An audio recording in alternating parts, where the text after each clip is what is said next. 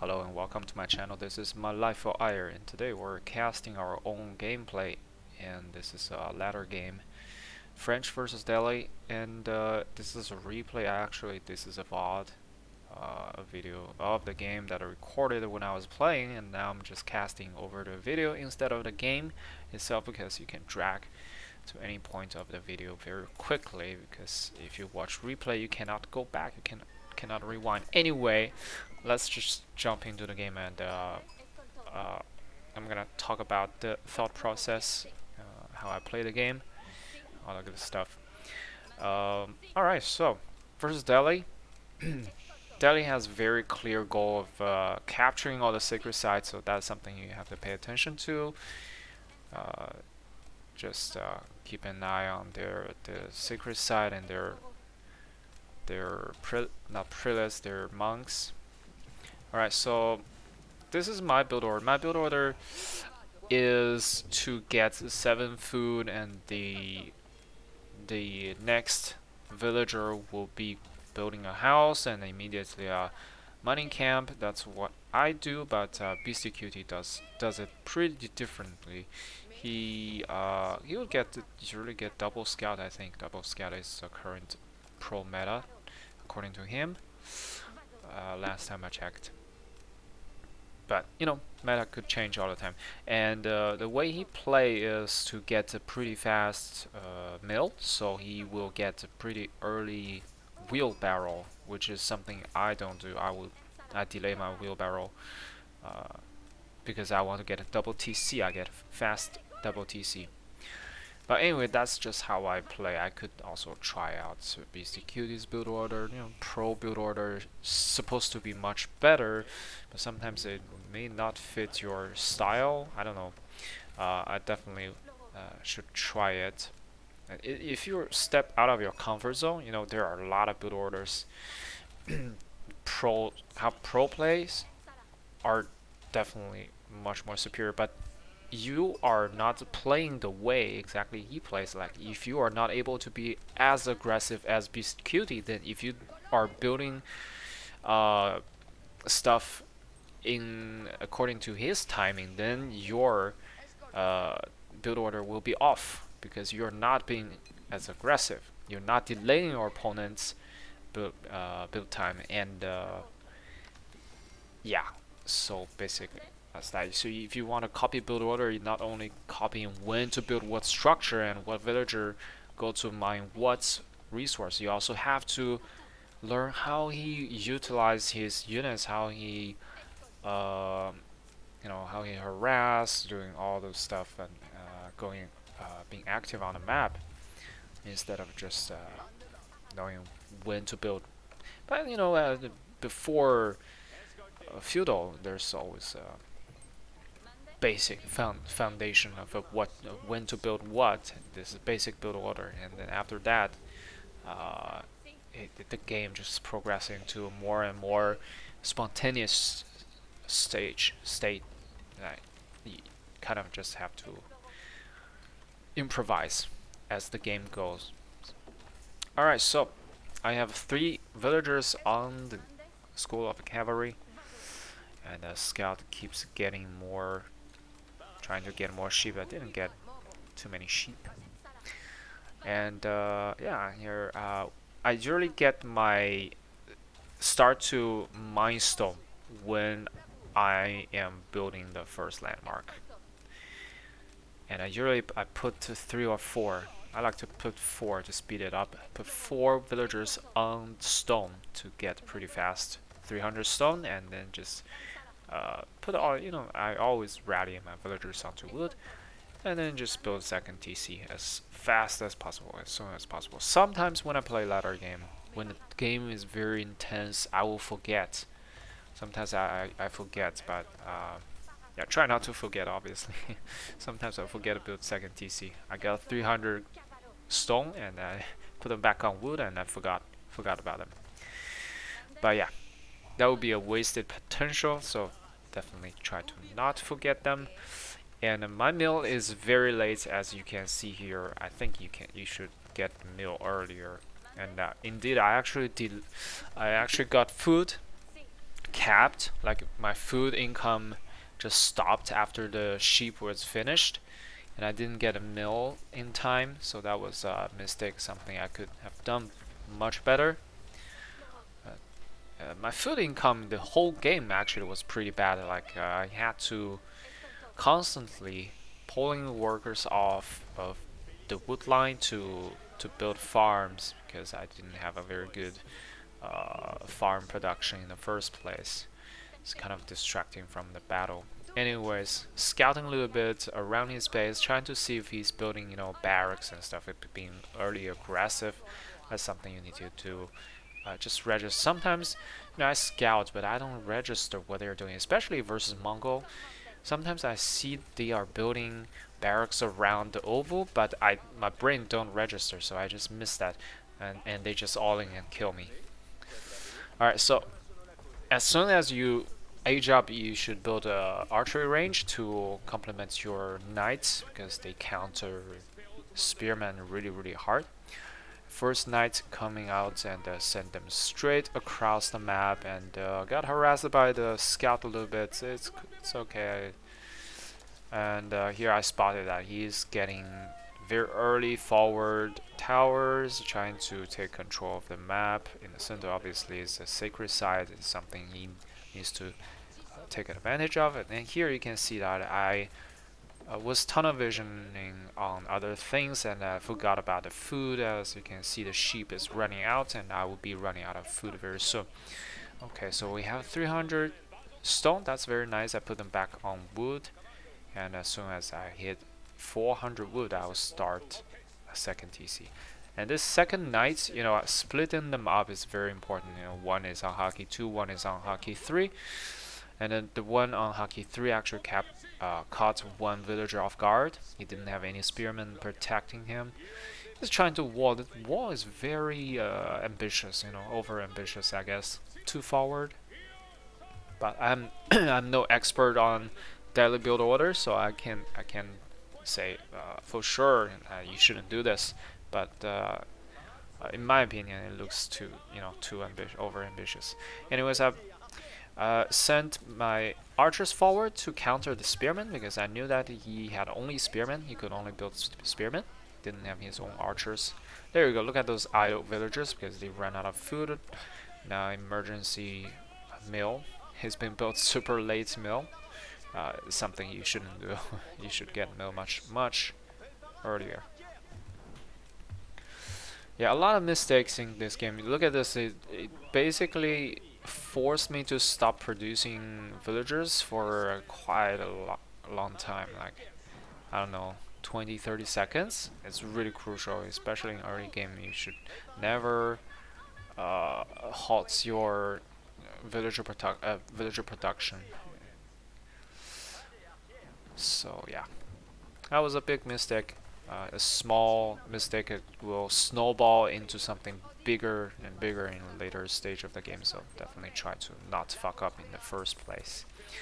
So I was getting more farms as well. I was desperate. I probably didn't need that many farm in the just yet, because the food from the deer were coming in very soon.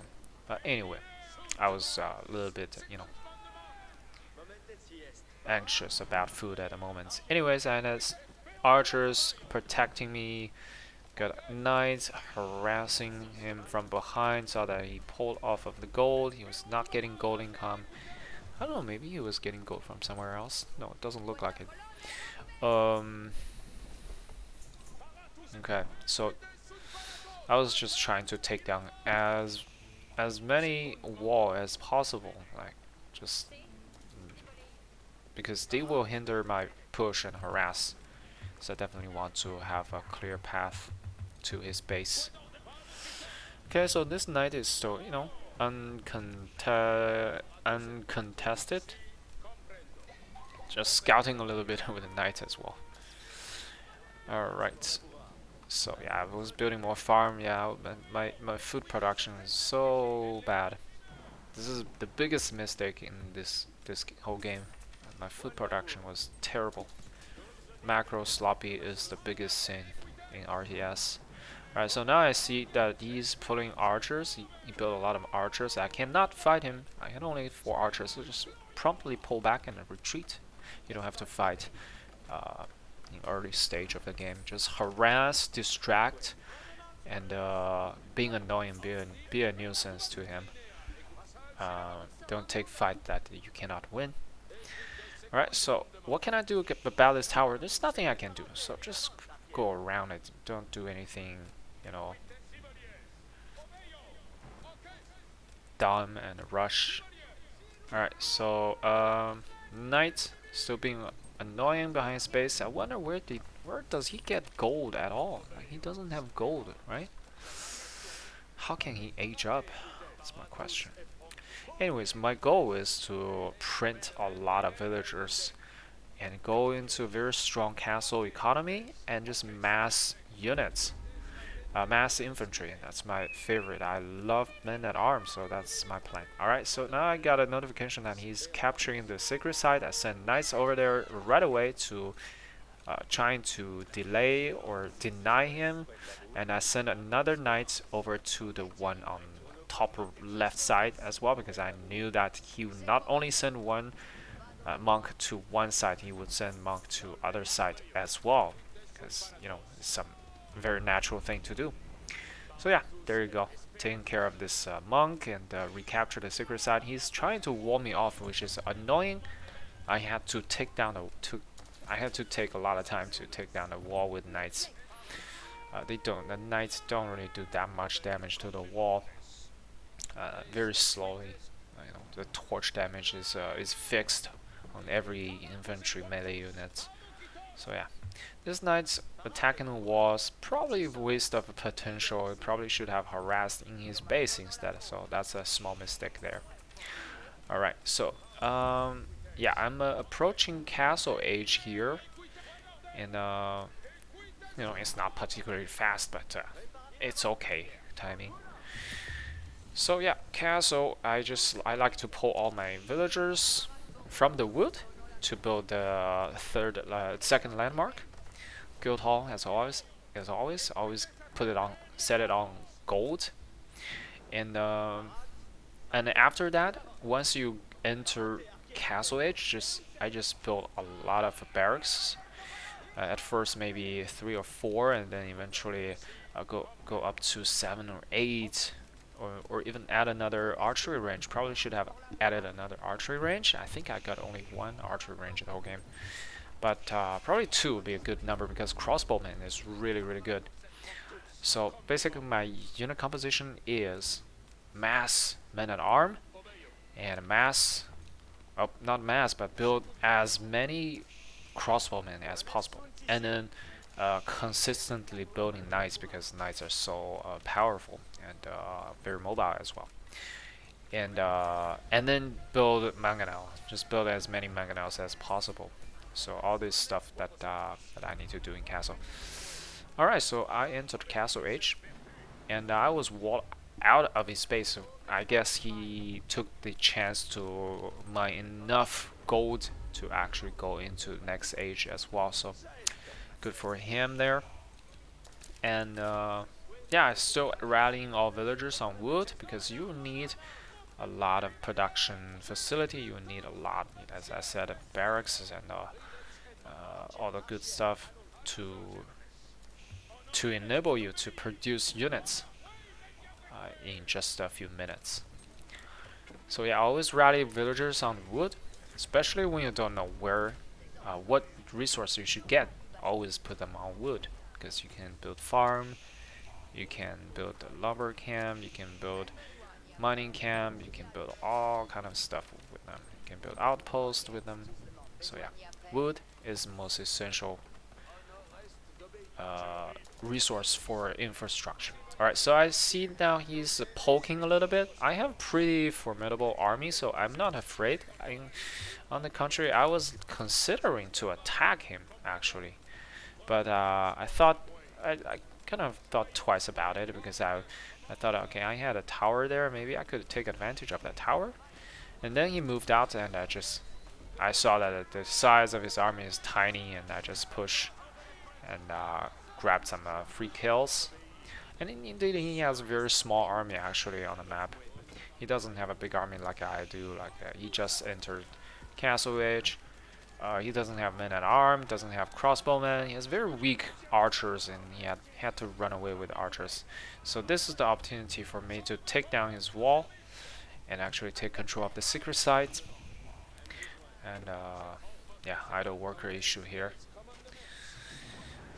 36 villagers on wood, but still not enough income. I need so much wood. I spent so much wood, but later I would get a lot of wood banked up, which was another small mistake. I could have spent them much better, building more farms, building more production facility. If you have extra wood, just build more barracks. Why not? Yeah. Every time you see extra wood, build a barracks. Alright, now I have a lot of food and gold. Just try to spam more units. Like, I wasn't building units during all this because I was so preoccupied with the micro, with the trying to, you know, attack his secret side. But yeah, another mistake. No. Now I realize. Okay, I stopped. I paused my unit production for quite a while. Now I'm back on it. It's not too late. Alright, so this is a nice little fight. I had way more heavy infantry than him, so I pretty easily defeated this. And my mangonels are derping behind. It's not really doing what it's supposed to do because the movement speed and the targeting system is pretty trash. Anyways, yeah, his army is just very weak archers. Very weak army here. Gold is finished. I tried to capture another gold. I didn't even scout the bottom right side of my base, which is another small mistake. There could be gold, easy gold there, but I never knew. The whole game I never went there. Okay, capture this secret site. Easy peasy. Take down a wall and just rally all units to the center of the map because I have the control of the map now. I decide when to push, where to push, and if he can come to my side of the map, which he cannot. I'm the one who makes these decisions. So yeah, add more. You see, I have more wood. Just add more production, add more farms, building all the good stuff. Look at this. I'm rallying units across 7 barracks and 1 archery range. This is like kind of a standard. Obviously, you can expand on it to build more barracks and more archery range. I would love to get a, you know, at least two archery range, because crossbowmen is so strong. Especially when mangonel get nerfed, you know, they don't really get countered that hard by mangonel anymore. So you can build a lot of crossbowmen. Is so strong, especially French one. They have extra armor against melee as well. So that's pretty cool. Alright. I think my upgrades were pretty slow. I didn't really pay much attention to upgrades. That's something I could improve. Luckily, French gets free melee upgrades every time they age up, so at least I had that. So now I thought, okay, I had the momentum, just push and maybe just kill him. That's what I did. Did he delete his own wall to escape? I don't know what happened here. Maybe that's what he did. Okay, a lot of wood banked up. What could I have done? I could have sold some wood. I might have done that later. Too much wood. Look at this. Building more farms. That's nice. And my gold income was a little bit slow. 13 on gold. Maybe I should put more. Yeah, definitely need more villagers on gold as well. So whenever the gold is finished, first you spam men at arm. When your gold is finished, just build spearmen. Why not? build whatever you want. Build whatever you can. Like you are far from maxing out. We're at 150 supply. You can always build more units and always replenish them pretty easily. Alright, we have 3 mangonels. And actually he has a sprinkle. I didn't even see a sprinkle. He's right here. Did you see that? I didn't even see the sprinkle. It's hidden behind the barracks right now. I didn't see the sprinkle the whole game. And he got some free shots on my mangonel. I lost 1 mangonel, but that's okay. This fight is actually pretty scary because 2 elephants. The elephants are really strong. So I wasn't sure if I could take that fight, so I had to pull the mangonel forward to get a better, you know, get in range, so they can get better shots. I actually sold some wood there to balance it out, to buy some food. Uh, I was still short on food. It's crazy because I keep building workers and keep building armies the whole time. So it's a very food costly. Alright, so now I basically cleaned up most of his army. What are those, villagers? These are villagers. I thought those were units. Okay, those scared me. So yeah, basically I cleaned it up pretty nicely and nothing left. One Vololo hit, didn't really matter. I just escaped the Vololo range pretty easily. And GG is called. There you go, that's the game. That's basically the thought process behind a typical ladder game that I play. Heavy infantry push in Castle Age with the support mangonels and build range units as many as possible. Alright, I cannot. Good. I was trying to click the view summary and stuff, but here you go. This is the game helped me to promote ranked up to gold 2. And actually this number is weird. It says plus 18, but actually I got like 40 points from this game because my opponent was like much higher. He was like at 900 something, I don't remember, 140 or 50. So he is much higher than my elo, my MMR. So by beating him, I got more points than standard. But still, like instead of 18 points, I got 40 points from the game. Maybe it wasn't updated in time, the MMR. Maybe my initial MMR wasn't 893, it was already 900 something. Yeah, probably it's because of that. The update was a little bit delayed. The ELO update is delayed on the UI here. Yeah, the game engine is always so clunky and lagging. Yeah, but yeah. Anyways, got into Gold 2. Pretty cool. And we're gonna keep playing. And what else did I want to say? Let's see. Yeah, basically I focus a lot on castle push, which means I don't really pay that much attention to, the further advancing into Imperial Age that much. Sure, sometimes I get my opponent contained, and I would bank up a lot of resource and go to Imperial Age, but a lot of times I just don't even think about Imperial because it's quite unnecessary. So here is one point I'm trying to make is that the civs that with the great bonus objectives like Dehli getting those secret sites and HRE getting all the relics, those are great bonus to your gameplay. But the foundation is your own macro and your game plan of being aggressive, or being aggressive is always good. So you shouldn't focus too much on these bonus objective. Like you invest your whole game into the secret side, but it doesn't matter because your opponent just built double TC and outproduce your economy. Has better economy, has way more villagers, and build way bigger army in Castle Age, and just walk over and kill you. So yeah, don't get too hung up on these great bonus objectives. I mean, if you can manage to get better economy behind all these while you were getting the defensive secret sites or picking up the relics, if you could do all this together at the same time, even if you had to delay your relic pickup and the secret site capturing, that would be totally worth it because you would be on a much better economic foundation. Like you would have so many more workers and be able to produce so much more. So yeah, that's another point I wanted to point out for players at my level. I think a lot of people make this mistake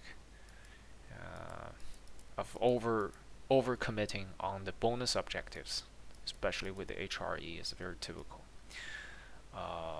Okay, let's unit count. I had a pretty nice lead, and here's the. I know French has bonus, like the French produce villagers pretty fast, but still, the difference is huge. Usually, I end up with like a 30 to 50% more villagers than my opponent. Always aim for like 110, 120 villagers in late game. That's the goal. Like once you hit 120, you can stop printing villagers. Before that, I just keep producing more and more villagers. But he was also consistently producing villagers. The problem is he was on 1 TC.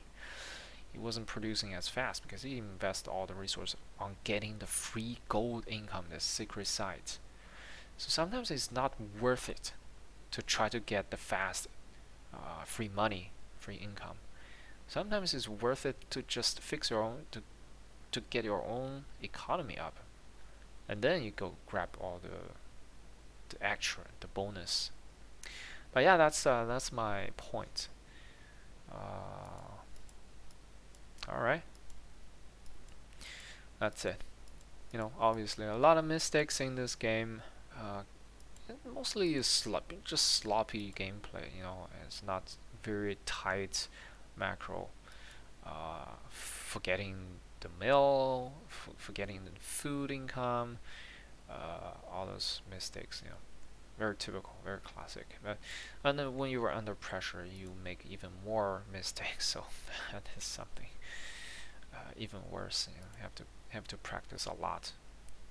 Anyways, that's it, and thank you for watching and subscribe for more. And I'll see you next time.